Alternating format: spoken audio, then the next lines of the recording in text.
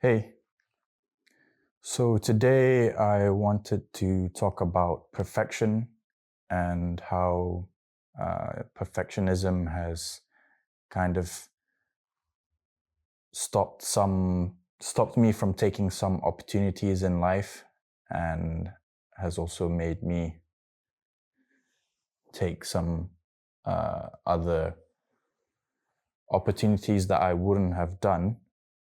Um, and also how I found that perfection was a problem in my life.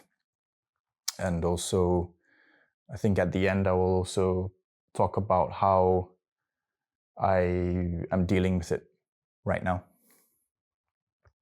So I'll tell you a little story. I'll tell you about my life. So when I was growing up, um, I remember being a very happy kid, very fun-loving, and there were a couple of experiences at school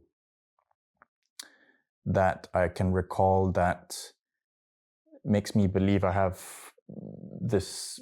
I think it's probably like the origin story of why I'm a perfectionist, which I think it's cool to understand how this thing came about.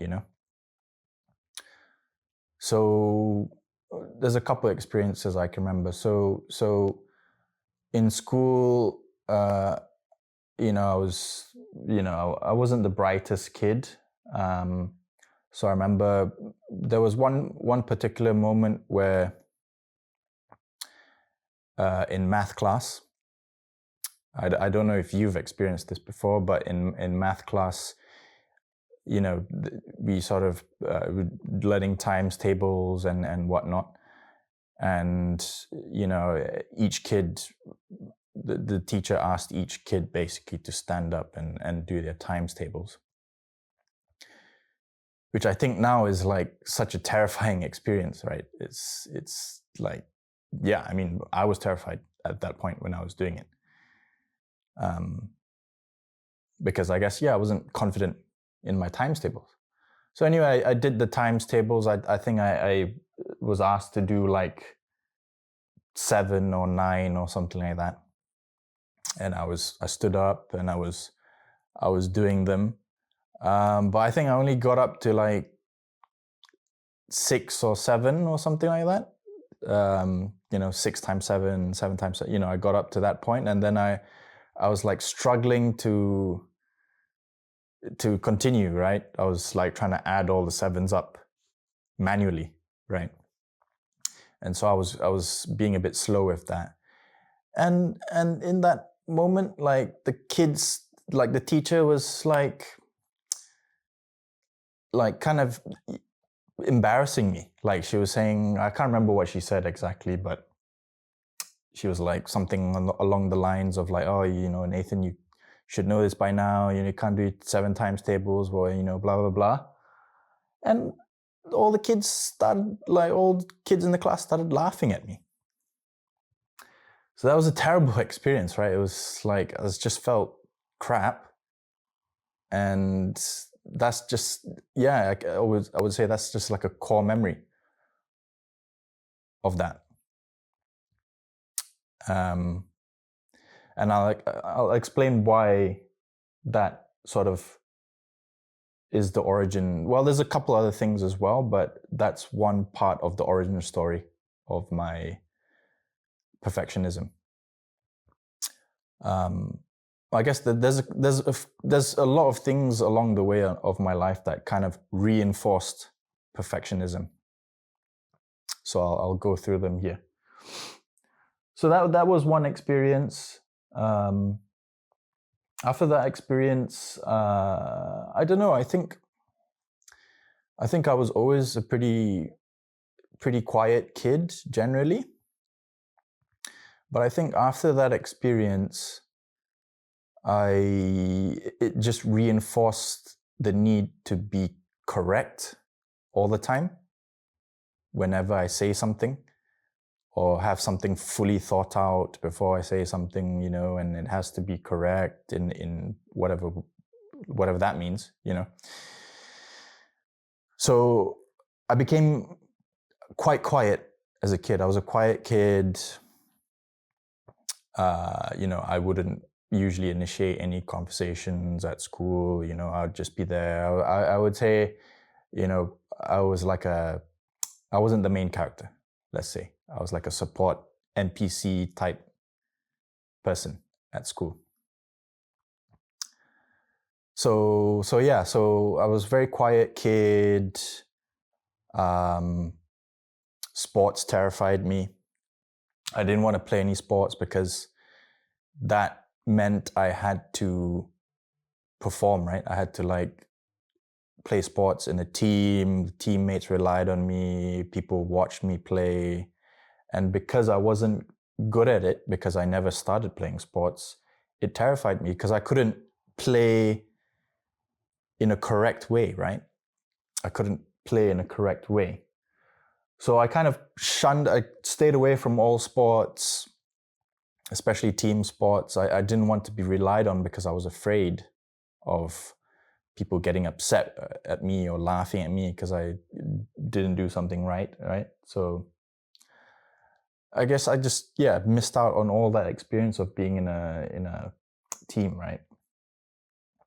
So I didn't play sports. My mom, you know, she's Chinese, so as Chinese moms do, she was quite, you know, she motivated me, and you know, I laugh now because, you know,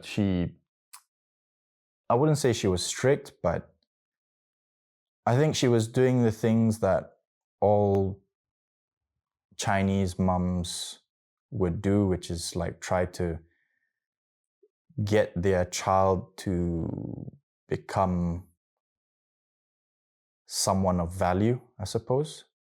And value, when I say value, someone that has value in today's society. So you know, Chinese mums would usually get their child to go to tuition, you know, math tuition, play sports.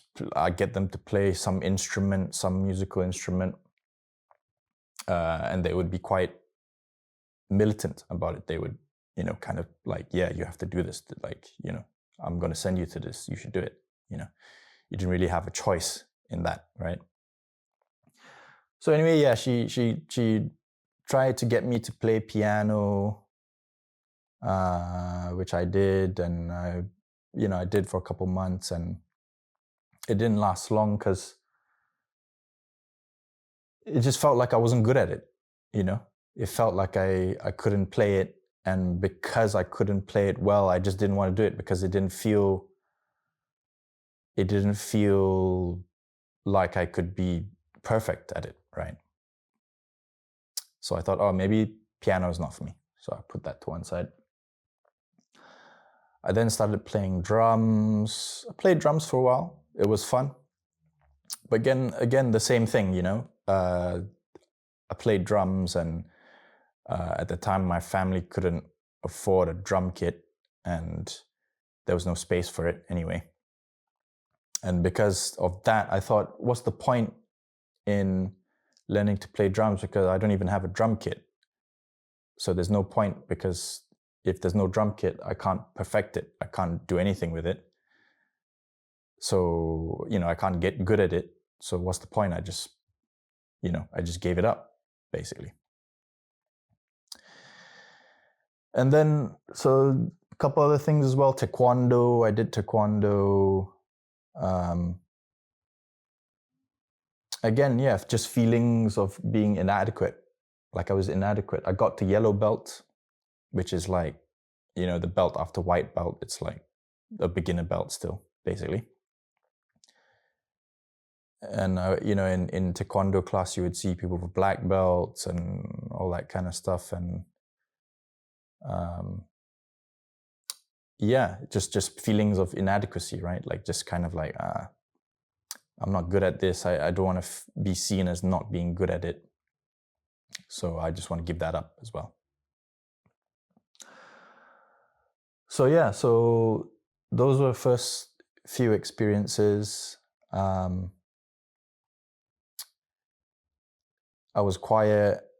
I wouldn't talk to girls at school. I would kind of just like stay away from them. Mainly because, once I started becoming attracted to them, I cared about what they thought of me. I cared like, oh, if I said the wrong thing, or like, I didn't know how to navigate women at that age. Well, I guess not many men do, but I didn't even attempt anything. Like, I didn't even try. Like, I was like, you know what? I feel like I'm being judged, and I don't want to even take that risk of not being seen perfect. So I was like, fuck it, I'm not gonna talk to girls at school. So I didn't do that as well, and yeah, just throughout my sort of high school life, I was just quiet. Yeah, I was just a quiet kid, very passive, standing on the sideline. Not really initiating anything, not expressing myself. If someone expressed themselves, I would just support that. I would just go along with that. So yeah, I was like that. Near the end of high school, I started doing math tuition. There was this, you do O levels, and it's a bit of pressure there, and I kind of made it up in my mind that I wanted to get good grades, right, in O levels. So I was like, you know what? Yeah, fuck it. Let me do math tuition, and I stuck with it, even though I was terrible at first. I was doing further math, and I was getting like D's, E's, and yeah, I just committed to it, and so that the perfectionist in me it was there still, but I just committed to it, and through the end, towards the end of it, I was really good at math. I got A's, and it was great. Yeah, it was cool. Like I felt like, yeah, I'm good at this thing. Like, this is one thing I know I'm good at. And also, in some ways, I feel like that reinforced my perfectionism even more, because in math is one of the few things that you can get 100% in. Like, you truly can get 100. Like, there's a correct answer for everything in math. So in my mind, that was just reinforcing the perfectionism. Like, there's there's things that that you can get 100% in things.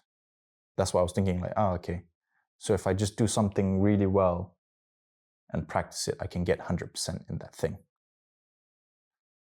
That's what I learned. So I learned that. Also, I played a lot of, because I gave up all the like different creative pursuits and sports and dating and whatnot. I played a lot of video games, and in video games as well, in video games, you get a quest, like online games and stuff, you can get a quest, and you do the quest, you get the thing, right? You get the reward. And I kind of took that into my own understanding, where it was like, yeah, life is like this as well. Like, I did my math tuition, I completed that quest, I got an A. So everything in life is like that, right? So I can, if I do the thing perfectly, if I do all the things, kill all the boars, collect all the apples or whatever and whatnot, I will get the reward, right? So that's what I thought growing up. This camera is shaking a little bit, but hopefully it's not too bad for you. I'll try not to move too much. I've got a carpet here, so it's a bit unstable, but yeah, so I grew up with that, and then I got into university, and university, I don't think there was, I think in university I changed quite a bit actually. In university, I kind of not gave up my drive to do well, but I think before uni, I had quite a big life change. Like my dad, one day, like when I was 14, 15 or whatever, he just kind of just disappeared. And it's fine now, but that just changed me. Yeah, it made me kind of lose faith in people. Like I lost trust in people. And I also lost trust in myself, I think. So my personality sort of changed. I was less trying to do well in like school and career and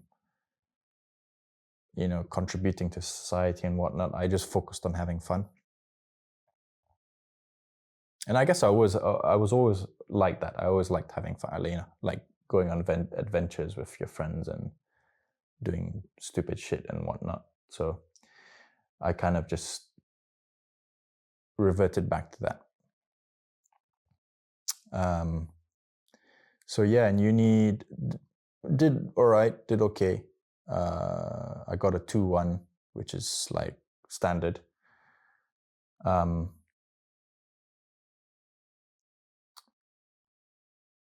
Yeah, not too much to report from uni, but after uni, I then started working.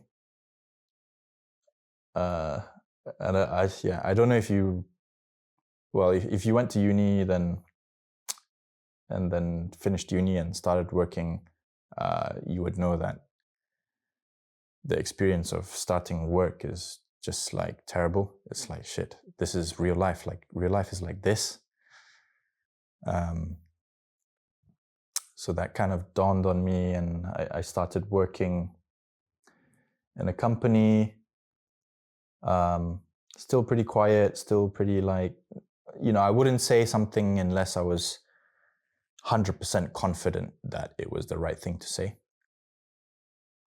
So most of the time I was quiet, basically.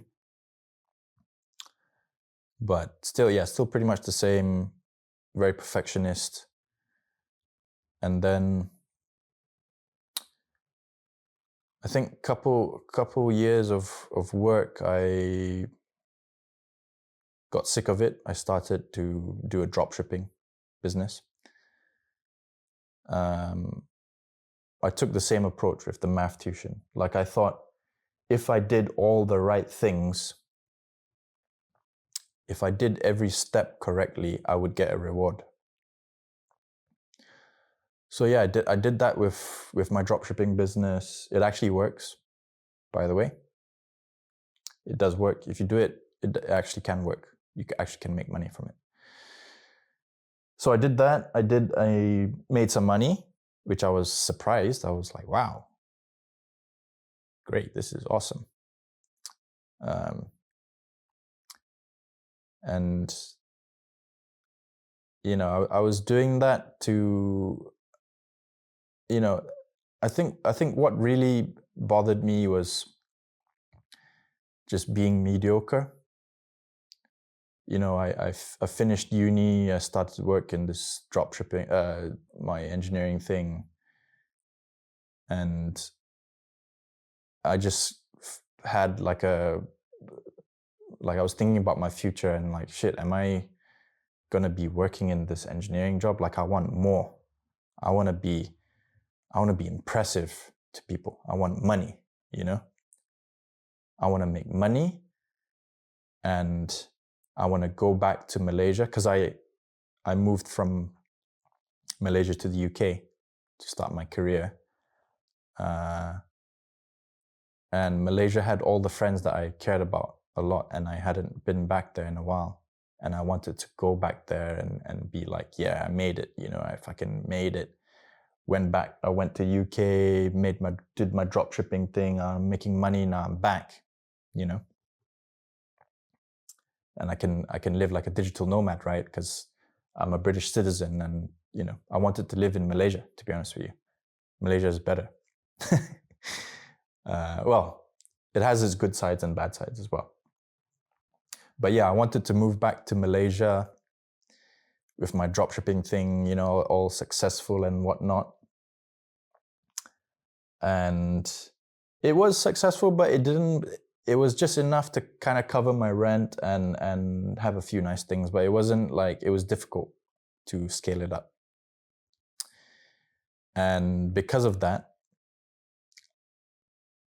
I didn't end up going back to Malaysia and visiting all my friends and family. I delayed that because I thought I wasn't good enough. I thought I wasn't impressive enough. I wanted to be perfect, you know, I wanted to, you know what I mean? I wanted to go back with my master's in engineering and like, you know, fresh and like got this money coming in and, you know, that kind of thing, you know? So I didn't go back. Yeah, I didn't go back. Yeah, I feel quite sad about that. But no regrets still, no regrets. I did what I did, you know?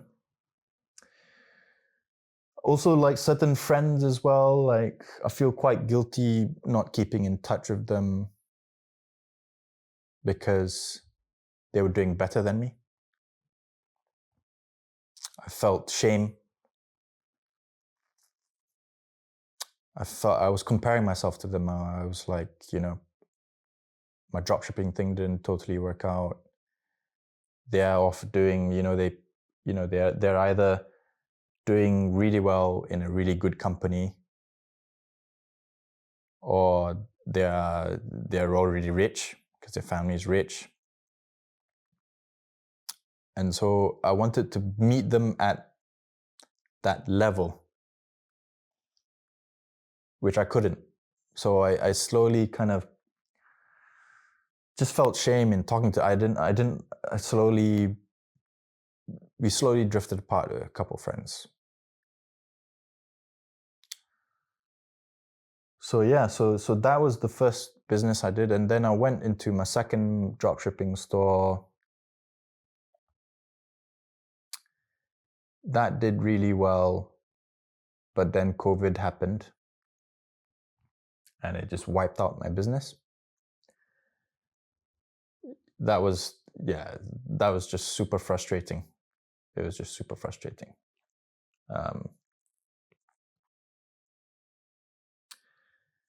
And then, I mean, yeah, I'm trying to think what perfectionism had to do with that. And I can't think of anything right now. But let me carry on with the story.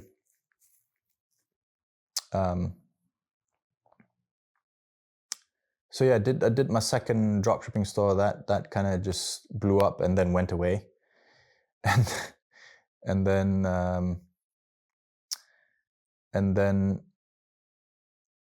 I started working on a YouTube. I have another YouTube, and in that it was basically in cryptocurrency. It was a cryptocurrency analysis channel, and I found it fascinating because I could use my math skills on it. I could do some deep research into the coins, really understand their investment prospects, and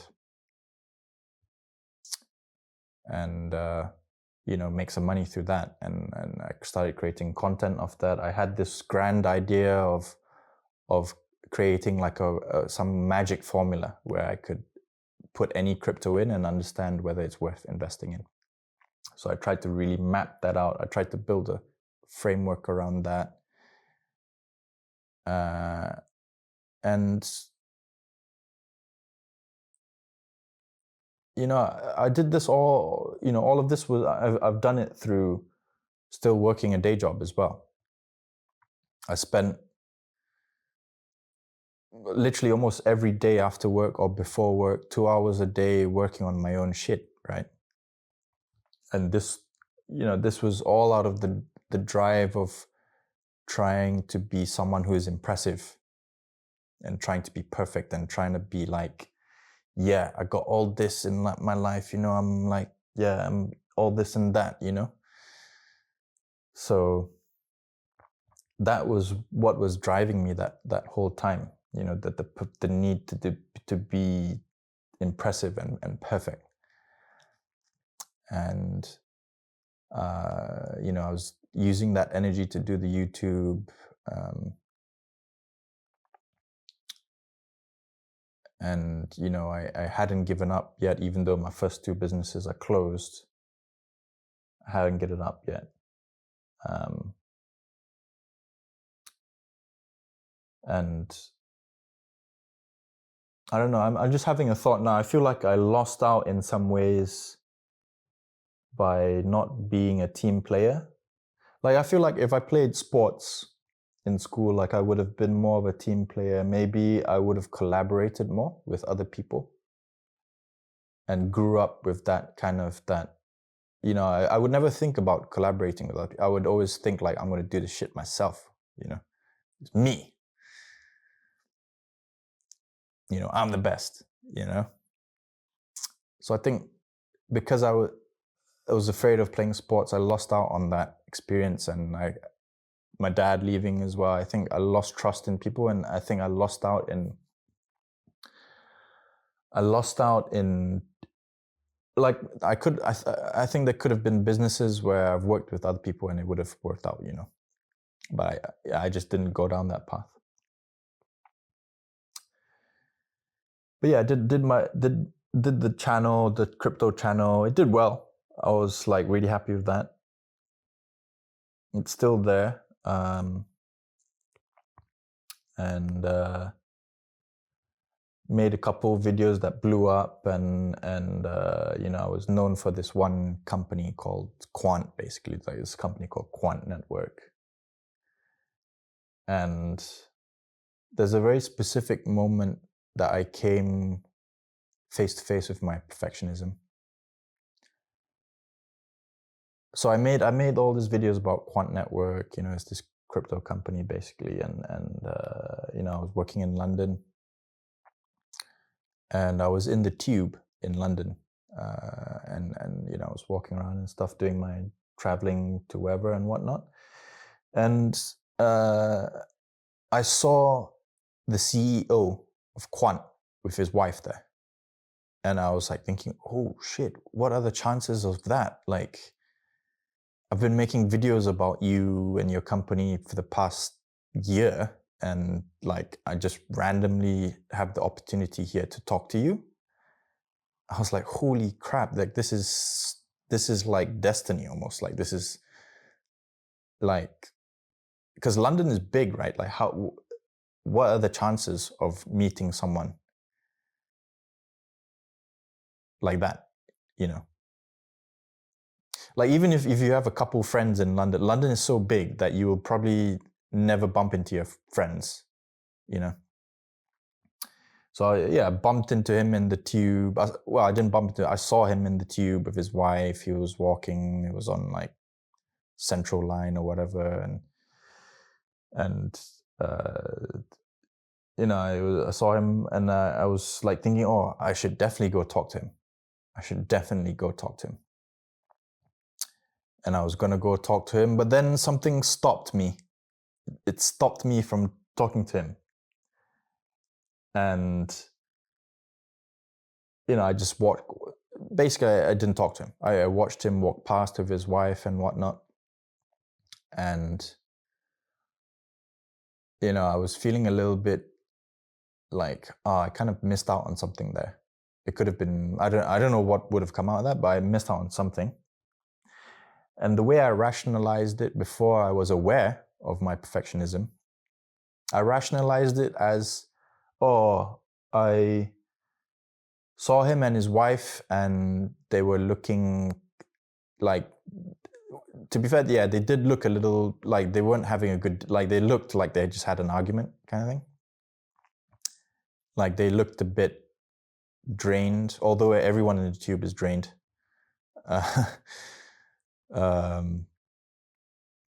So I rationalized it like that, okay, maybe it's not the right time to talk to them. But now when I think about it in retrospect, I now that I'm aware of my shadow of perfection, I realized that I was feeling inadequate.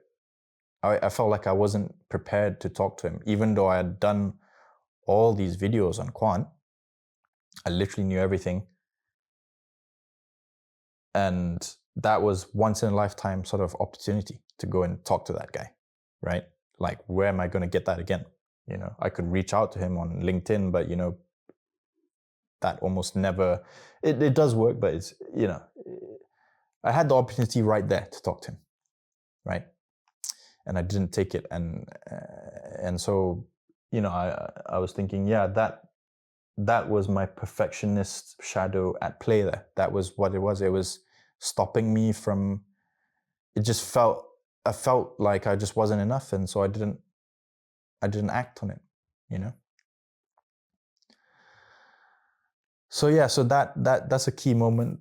Another key moment that sticks out, I think, I don't know how my life would have been different if I talked to him, I just imagine how my life would have been if I'd stayed in taekwondo, continued playing piano, did drums, was more talkative at school, talked to girls at school, went back to Malaysia to see my friends more often. Like, I lost contact with a lot of my friends, like almost dropped out of touch with some of my friends. Talked to that quant guy, continued my YouTube, crypto YouTube channel, how my life would be different now, right? Like, how different it would be.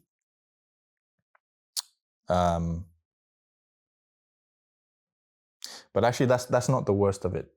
I mean, I'm fine with it. I'm okay with it. I don't have any regrets. I wasn't aware of all my shadow, right, back then. It was just me operating as me, right? It was fine, to be honest. And I like my life now as well. But it could have been different, It could have been really like, this is so different.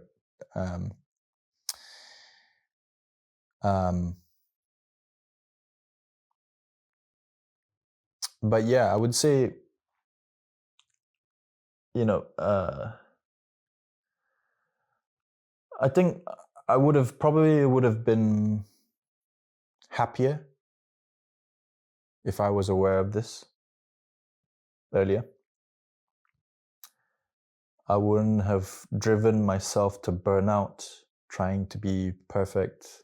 I wouldn't have wasted all this energy focusing on trying to impress people. I would have had less anxiety in my interactions with people because I'm not attached to being perfect, It would have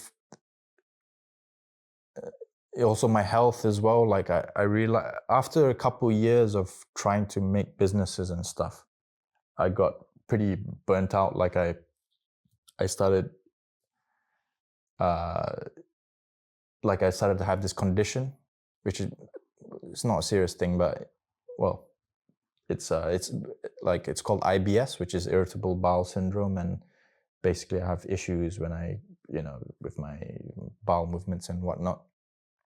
And I started getting that after a couple years of doing this. And, I went to try and get it diagnosed and stuff, and the doctors couldn't really pinpoint what it was. But in my mind, it's some kind of psychosomatic response to I've been putting myself through in the pursuit of perfection. And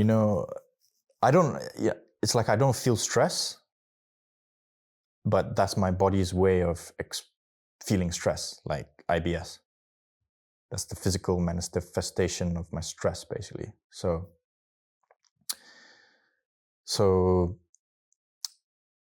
yeah, I developed that, and I'll tell you how I became aware of my perfectionism, because I wasn't aware of it before. I thought it was just me, It was just me, that's who I am. That's my thing, this is what I do, But I became aware of it after getting into quite a serious relationship with a girl that, we've broken up now. But after the breakup, it was almost like a mirror of myself. It showed me who I am, like my personality, and it really forced me to look deeply at myself. Because it was painful, right?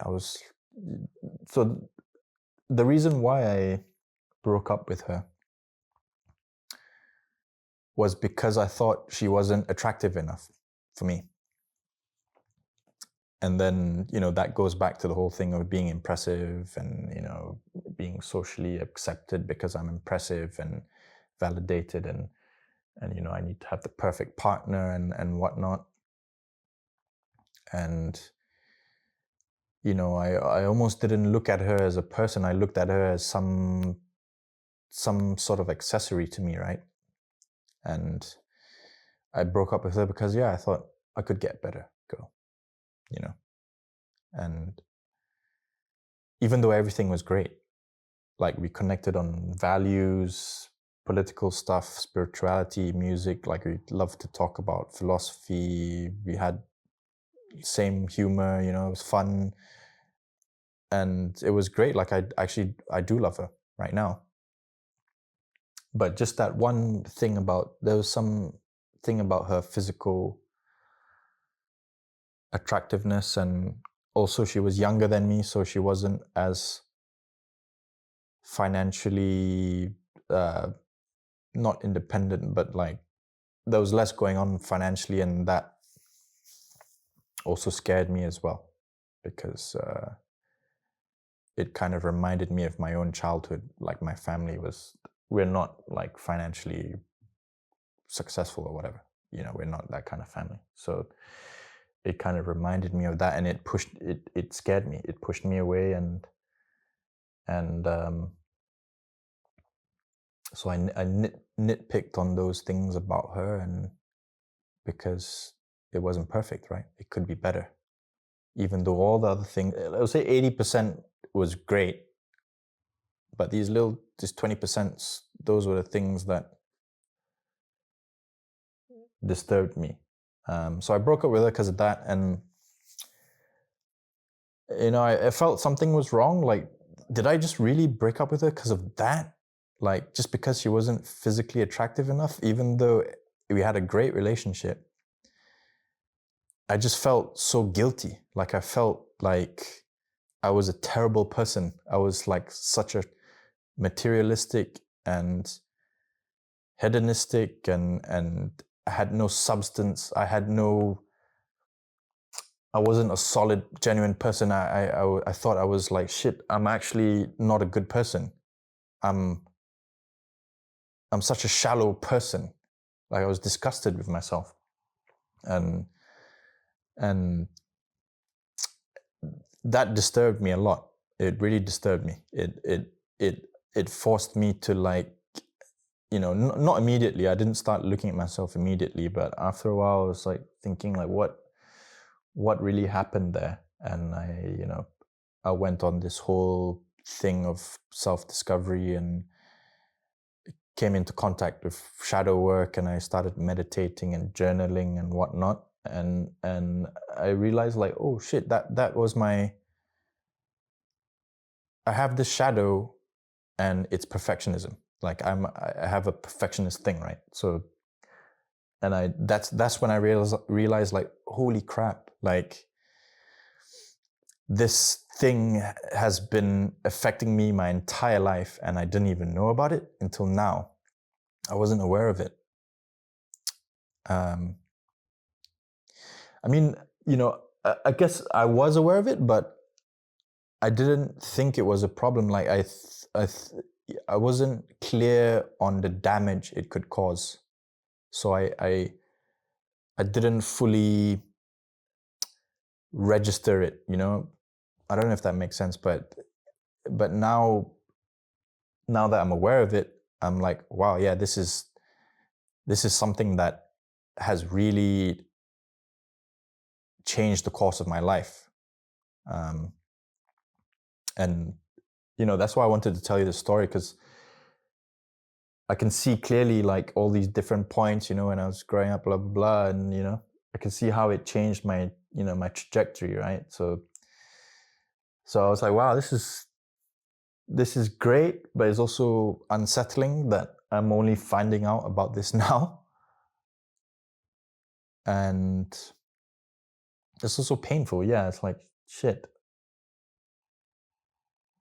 So, so that's how I found out about it.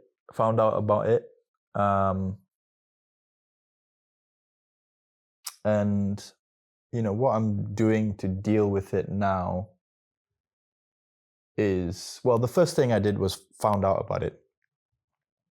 So I said, if you have perfectionist tendencies, the first thing is, what they always say, like, admit it, own it, kind of thing, whatever. Second thing I would say is to find the origin story of that. Find where is the first time you kind of thought you need to be perfect to be loved. Find that. That's going to take some time. That's not a comfortable experience, because you have to like go through all your thing, right? There's probably some core memories that stick out for you, but yeah, you have to find the origin story. Once you know the origin story, it becomes lighter. Right? It's almost like the analogy I use is like your shadow is like a beast inside you. And when you know the origin story of that beast, it's easier to tame, because you know how the beast grew up, and you know what it likes, and what to feed it and how to like control it. And once your shadow, once you do that to your shadow, you can tame it, and the beast becomes your guardian. It doesn't control you anymore. You control it, and it's helping you. So that's what I would suggest. That's what I'm doing now.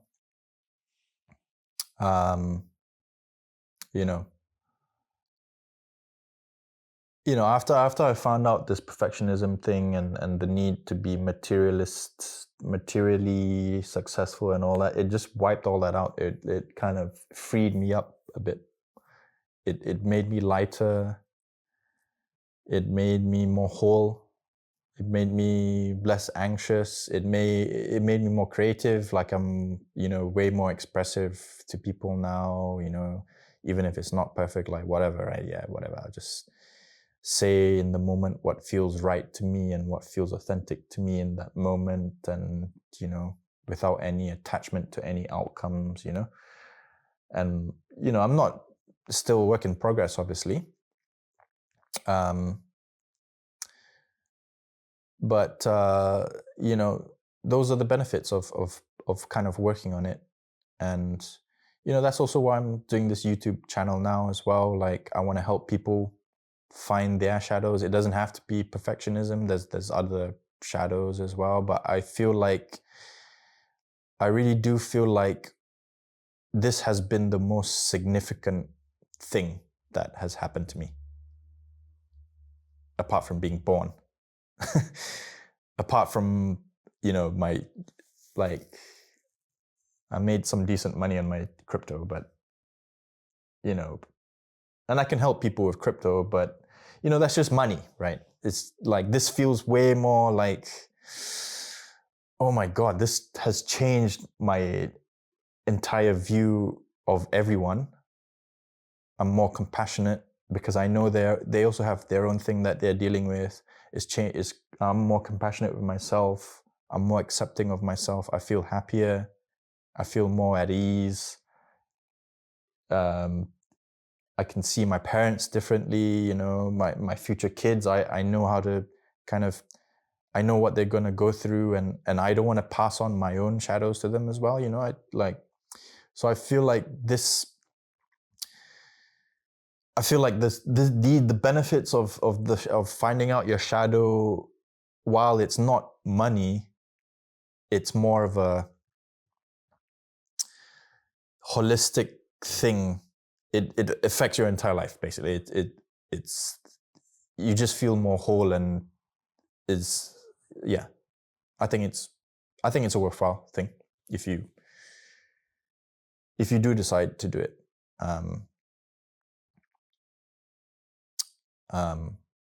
And yeah, if you don't know if you have to do it or not, I mean, not everything has to be fixed, right? So, but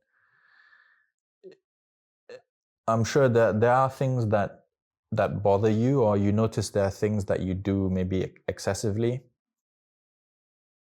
Like, I was talking to a friend, and he feels like maybe he's a bit of a people pleaser, and people take advantage of him, and he's lost out on opportunities because of that. So I think it has to be a problem for you to actually want to fix it. You have to feel the pain of it first, because you're not just gonna fix something that is mildly you can tolerate, right? But for me, it was so painful.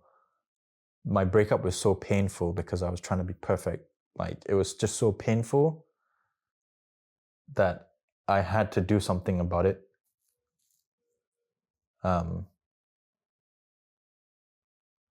So that's how I'm dealing with it.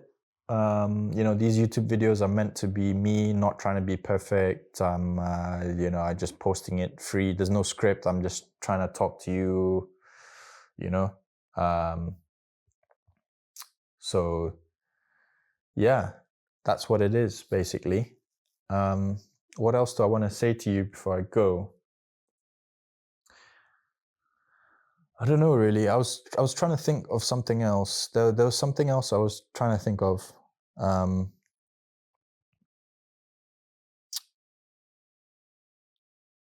don't know.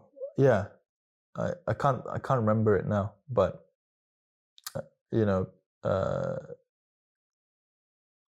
I think, yeah, my life.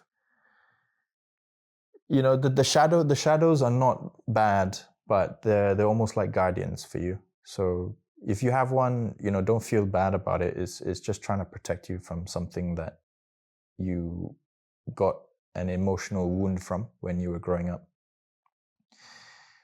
And I think my life would have been very different if I knew about it before. But it's also helped me as well. It's my perfectionism has driven me to do things, and I've done well in a few different things, and it's not all bad. It's just when it gets excessive, the damage it can cause is painful. It's really painful. So it's not all bad. I know it's a heavy sort of topic to talk about. Like, where do you even start with this, right? So yeah. Um, but yeah, that's all I wanted to share with you today.